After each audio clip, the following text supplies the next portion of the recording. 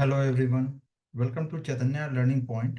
I hope you all are doing good and your studies are going perfectly well. Today is the 1st Jan and here are the article for you. Today's session we will discuss important article as featured in the Hindu. So the topic name is COP29 and the illusion of climate finance. So basically ये जो article है ये topic COP29 के बारे में है। COP29 में COP29 ये फाइनेंस जो क्लाइमेट फाइनेंस को लेकर हुआ था।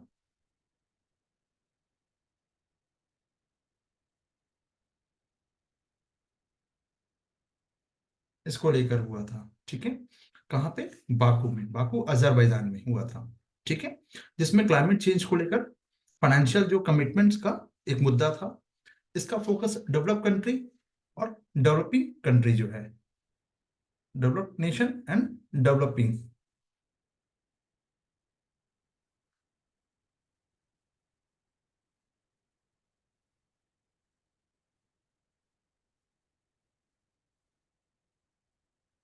नेशन के बारे में था, ठीक है। इन दोनों के बीच में कॉन्फ्लिक्ट था फाइनेंशियल रिस्पॉन्सिबिलिटी को लेकर। यूएनएफसीसी जो है बेसिकली यूएनएफसीसी का आर्टिकल है एक, ठीक है। एंड पेरिस का जो पेरिस एग्रीमेंट है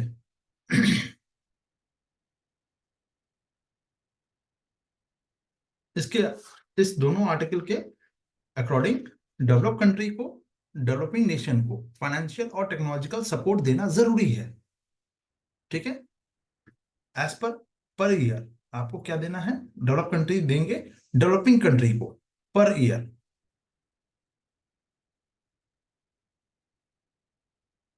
$100 बिलियन, ठीक है। 2020 तक देना था, बट ये पूरा जाके हुआ है 2022 में। तो ये अमाउंट भी डेवलपिंग कंट्री के नीड्स के अनुसार या मुताबिक बहुत कम है, ठीक है। सो COP29 में नया जो एक न्यू कलेक्टिव क्वांटिफाइड गोल तय करना था। ये इंपॉर्टेंट रहेगा आपके एग्जामिनेशन पॉइंट के लिए। NCQG, न्यू कलेक्टिव क्वांटिफाइड गोल, ठीक है। जो 100 बिलियन को रिप्लेस करके एक नया फाइनेंशियल जो फ्लोर है सेट करेगा। और डेवलपिंग नेशन की डिमांड जो है, इनकी डिमांड है कि भाई 2030 तक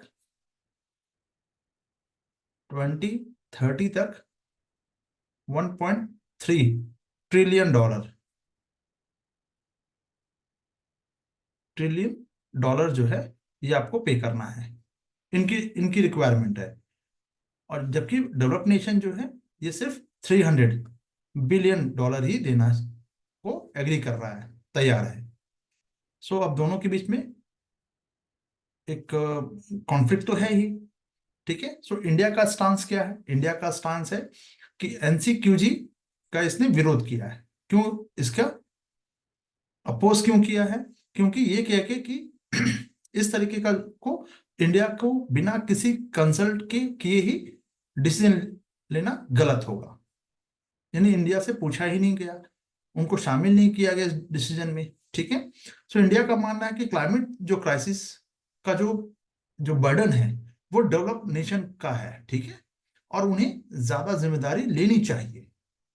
डेवलपिंग कंट्रीज का जो NDC के लिए एडिक्वेट जो फाइनेंस और ग्रांट होनी चाहिए। तो इंडिया की डिमांड क्या है?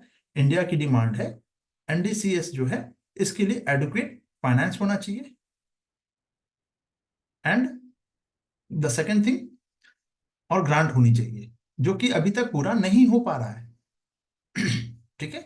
सो इंडिया की डिमांड है कि कम से कम एटलीस्ट 1.3 ट्रिलियन डॉलर में से 600 बिलियन डॉलर जो है ये ग्रांट किसको देना चाहिए, ये कंसेशनल रिसोर्सेज के रूप में होना चाहिए। और अगर फाइनेंशियल सपोर्ट नहीं मिला तो एनडीसीएस का के इम्प्लीमेंटेशन और एम्बिशन पर बुरा असर पड़ेगा। तो डेवलप कंट्री को अपने प्रॉमिस और क्लाइमेट फाइनेंस जो आर्किटेक्चर है उसको सुधारना होगा, ताकि डेवलपिंग कंट्रीज के लिए एक्सेसिबल और अफोर्डेबल फंडिंग हो सके। ये इसका एक जिस्ट है, ठीक है। सो आओ थोड़ा सा इसको चल के देख लेते हैं। So here are the main points. COP non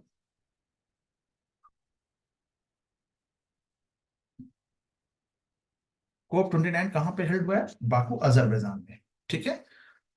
क्यों हुआ था, ये किस पर्पस के, एम क्या था, क्लाइमेट फाइनेंशियल गोल के लिए था ये।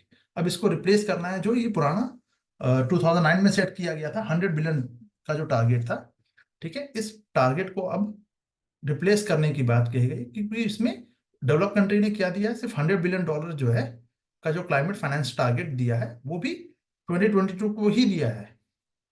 2 साल लेट है ये, 2 years का ये लेट हो चुका है। Which remains adequate for current needs, which remains inadequate, inadequate मतलब कि अब उसके लिए अपर्याप्त होगा, ठीक है। So developing nation demand $1.3 trillion annually, कब तक, 2030 तक। बट डेवलप्ड नेशन जो है ये एग्री कर रहे हैं to mobilise only 300 billion annually by 2035 तक।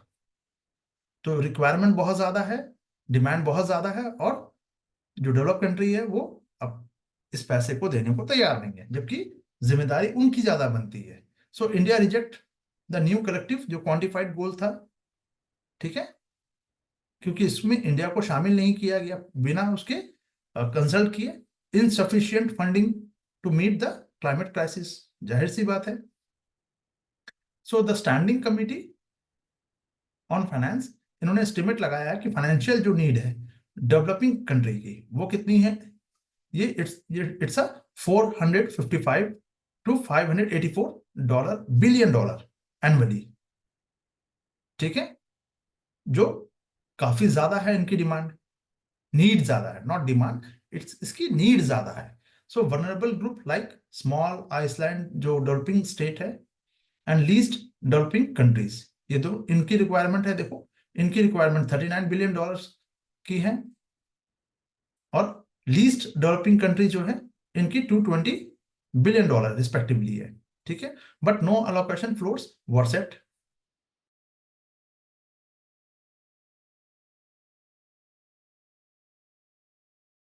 इकोनॉमिक जो कॉस्ट है ऑफ क्लाइमेट चेंज वो कितना बन रहा है, ये 447 to $894 बिलियन एनुअली इनको चाहिए। ये आर्थिक इनको नुकसान हो रहा है, ठीक है। एक अनुमान लगाया गया है कि इतना इतना तो क्लाइमेट चेंज के कारण इतना नुकसान हो रहा है, और ये इनएडुकेट टू करंट फाइनेंस।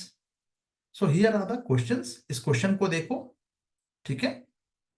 इसका फिर आंसर आपका यहाँ पे विथ एक्सप्लेनेशन है, ठीक है। Okay guys, thank you.